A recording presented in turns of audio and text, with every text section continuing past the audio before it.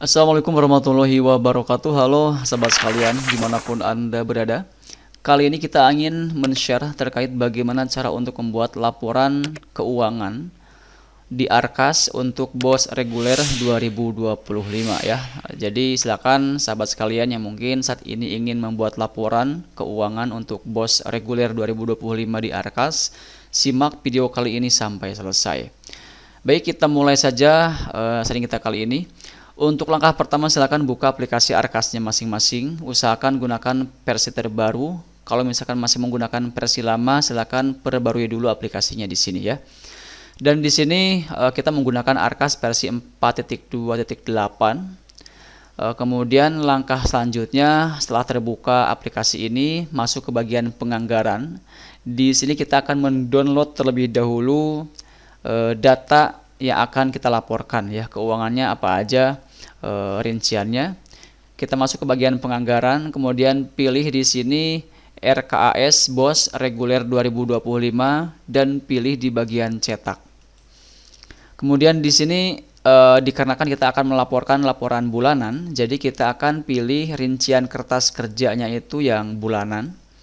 Kemudian kita pilih bulan apa yang ingin kita laporkan. Contoh di sini kita akan melaporkan bulan Januari ya. Jadi kita pilih Januari.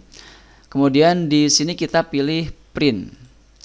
Nah, di sini teman-teman sekalian, sahabat sekalian bisa mencetaknya di bentuk kertas, mengeluarkan secara langsung di print, atau mungkin kita juga bisa mencetaknya dengan berupa PDF ya. Sebagai contoh di sini kita akan mencetak dalam bentuk PDF saja supaya nanti kita bisa langsung melihat datanya di PC atau di laptop ya. Kita pilih PDF, kemudian kita pilih print. Kemudian seperti biasa kita kasih nama, contoh misalkan di sini Januari 2025 Arkas. Kita simpan, save. Kemudian setelah itu kita kembali ke penganggaran. Nah, kita masuk ke bagian penata usahaan. Nah, ini kita akan laporkan untuk bulan Januari. Jadi kita pilih draftnya itu di bulan Januari, klik di sana. Dan untuk yang perlu diperhatikan adalah ketika kalian atau teman-teman sekalian akan mentarik tunai uang atau dana yang tersedia ya. Jadi usahakan tanggalnya itu tanggal yang sesuai dengan tanggal penarikan, baik itu melalui ATM atau mungkin melalui teller bank. Jadi usahakan tanggalnya sama dengan tanggal penarikan. Jangan asal-asalan ya di sini. Karena ini harus sesuai dengan bukti penarikan yang ada di buku banknya. Nah, kemudian setelah itu untuk masuk ke bagian rincian yang lain, penggunaan ini akan dipakai untuk apa saja untuk bulan Januari. Nah, kita akan buka dulu file yang tadi sudah kita download ya, untuk file yang Januari tadi. Januari 2025 Arkas kita buka di sini. Nah, ini adalah rincian atau uraian yang akan kita laporkan di Arkasnya. Kita akan putar dulu supaya nanti kita enak bacanya ya. Kita putar. Oke, sudah ya. Di sini ada sekitar 1.016.500 yang akan kita laporkan di bulan Januari ini ya. Nah, jadi kita sekarang masuk ke bagian aplikasi Arkasnya, kemudian tambah pembelanjaan. Nah, kita lihat tadi di rinciannya teman-teman sekalian, sahabat sekalian. Di sini yang pertama akan kita anggarkan atau kita laporkan adalah untuk, contohnya di sini adalah untuk standar tenaga kependidikan, pengembangan profesi pendidik dan tenaga kependidikan ya. Seperti contohnya adalah kegiatan KKG dan lain-lain. Nah, kita bisa masuk lagi ke Arkasnya. Nah, ini KKG ya teman-teman. Di sini tanggalnya, misalkan tanggal KKG-nya itu kapan? Contoh misalkan di sini kita mengadakan KKG-nya itu di tanggal hari Senin, misalkan tanggal 20 ya. Tanggal 20 Januari kita mengadakan KKG atau pelatihan. Nah, ini kita pilih yang tunai. Tadi sudah kita tarik tunai sebenarnya. Bentar. Kita keluar dulu. Tunai sudah tarik tunai kan di sini. Bentar. Per tanggal 20. Iya benar, sudah dibelanjakan, bisa dianggarkan ulang. Oke, kita coba tambah pembelanjaan. Harusnya sih sudah langsung muncul ya tadi. Tanggal 27, sorry bukan tanggal 20. Tanggal 27 karena tadi penarikan tanggal penarikan itu tanggal 22 Januari. Oke. Tambah pembelanjaan, kita mengadakan pelatihan di tanggal 27 ya. Karena kalau tadi kita pilih tanggal 20, di sini kosong. Kenapa? Karena tadi penarikannya di tanggal 23 Januari. Jadi di sini di bagian tunainya kosong. Jadi usahakan untuk bagian tanggal ini ya tentunya harus setelah tanggal penarikan. Jadi contoh di sini kita mengadakan KKG di tanggal 27. Kita pilih tunai, kemudian centang jika pembelanjaan tidak dimiliki toko. Nah, ini centang saja karena kita ini tidak menggunakan toko. Ini untuk ongkos ya teman-teman sekalian, transportasi. Nah, di sini kita bisa ketik untuk pelanggaran kali ini yang menerima uangnya siapa? Contoh misalkan yang menerima uangnya adalah di sini ini ya. Untuk alamat penerima opsional ini bisa dikosongkan, Kalau ada NPWP masukkan, kalau tidak ada centang. Ya. Kemudian kita lanjut. Nah, kemudian kegiatan apa yang digunakan di tanggal 27 Januari ini? Nah, contoh di sini kegiatan tadi standar tenaga kependidikan ya. Jadi ketika ini kita klik akan muncul banyak sekali pilihan. Nah, kita bisa sesuaikan dengan yang ada di datanya tadi yang sudah kita download ya. Mana tadi? Oh, di sini nih. Standar tenaga kependidikan. Nah, kita pilih standar tenaga kependidikan yang ini. Kemudian rekening belanjanya, nah kita pilih belanja perjalanan dinas, ya otomatis muncul di sini. Klik. Kemudian jumlahnya berapa? Ya, kita bisa langsung klik di sini teman-teman sekalian, ya. Bantuan biaya transportasi akan langsung muncul sesuai dengan data yang di arkasnya yang sudah kita bikin penganggarannya. Ya, ini 3 orang, kita bisa cek di sini. Ini juga untuk 3 orang. Jadi kita tidak perlu bingung lagi berapa orang gitu kan. Kemudian kita pilih lanjut. Nah, ini sudah ya, kita simpan. Kemudian simpan. Nah, ulangi langkah tersebut sampai semua uraian yang ada di penganggaran bulan Januari ini terselesaikan semua. Ya, kita akan masukkan semua. Yang kedua ada bagian bantuan biaya transportasi. Oke, kita akan masukkan semuanya sekarang.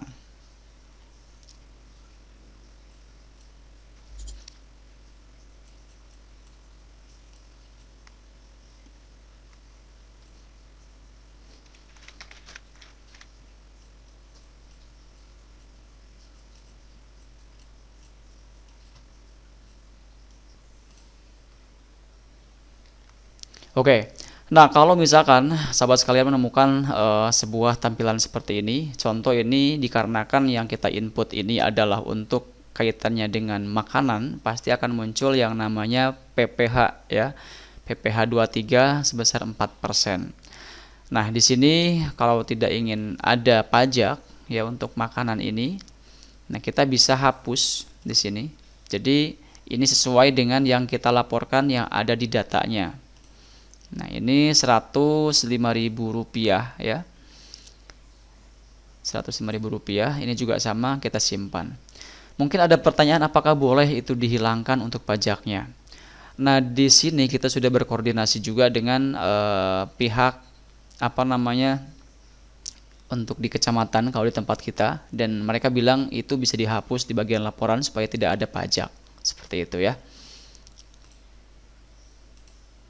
Oke, kita sudah masuk. Nah, kemudian kita input lagi yang lainnya. Sekarang kita akan input untuk yang selanjutnya adalah pembelian bahan habis pakai. Ya, pembelian bahan habis pakai berarti ini kita harus mengisi nama pembeliannya. Misalkan di toko apa kita beli untuk alat tersebut, HPS dan lain-lain. Contoh di sini kita pembelanjaannya misalkan di tanggal setelah penarikan hari Kamis misalkan. Ya. Oke, nama tokonya, ada alamat, ada nomor telepon tokonya gitu kan.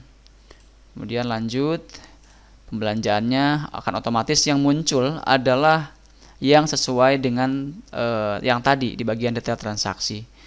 Jadi kita tidak bingung ya, kita pilih yang bagian atas, bahan habis pakai. Apa nih belanjanya? Alat kantor, HPS, otomatis muncul jumlahnya.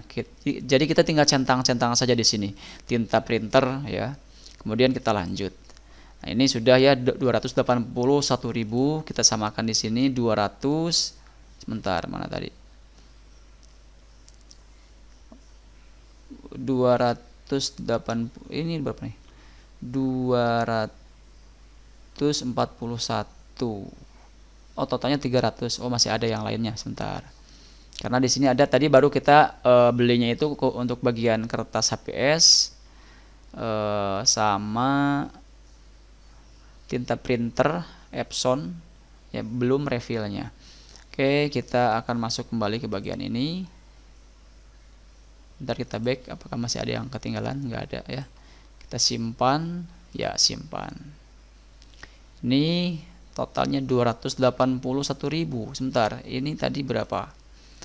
281.000, sedangkan di sini 337. Berarti yang belum terbeli adalah refill tinta printer. Nah, ini kita bisa tambahkan lagi.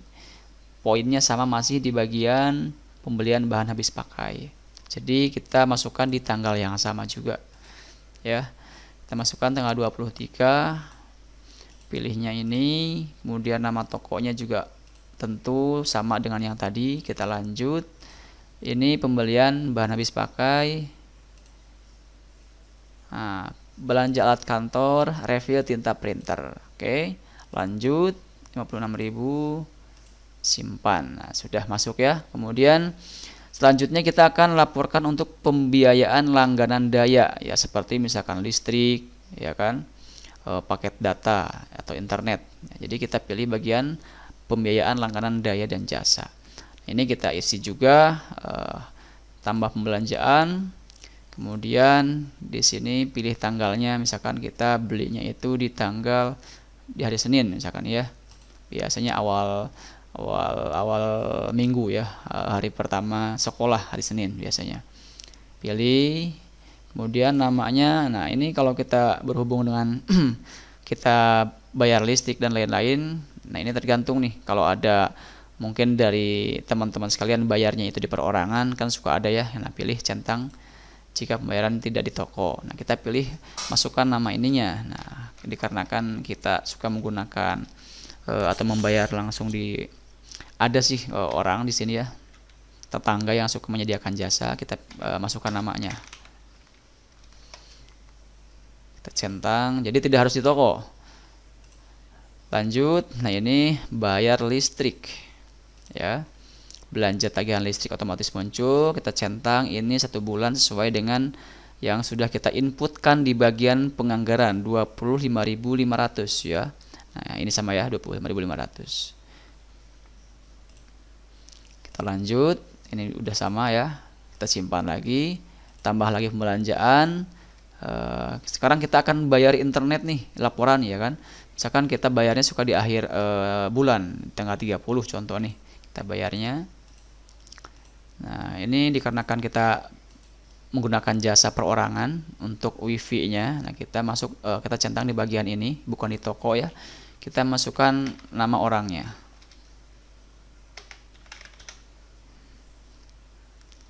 Centang, lanjut. Nah, ini kita pilih ya standar pengolahan jasa internet. Kita pilih lagi belanja kawat. Nah, itu. Nah, kita centang paket data.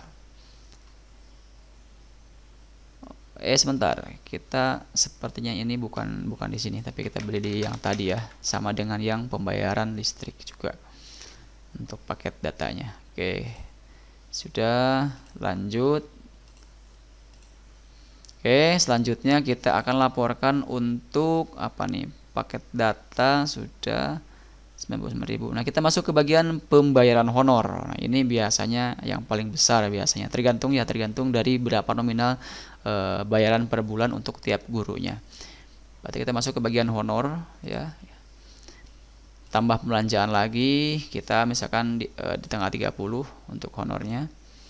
Ini kita centang karena ini kita bayar ke perorangan bukan ke toko. kita masukkan nama gurunya, siapa yang menerima honor tersebut.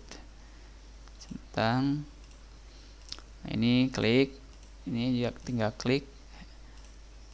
Nah, sesuaikan dengan nama yang tadi kita bayar untuk Yaya Heryani ya. Lanjut, simpan, kemudian ulangi langkah yang sama.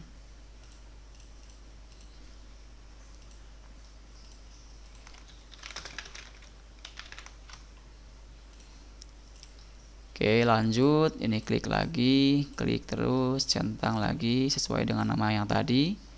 Lanjut, simpan, kemudian tambah lagi pembelanjaan. Ini sama ya. Jadi sebenarnya kalau kita sudah terbiasa pasti akan paham alurnya.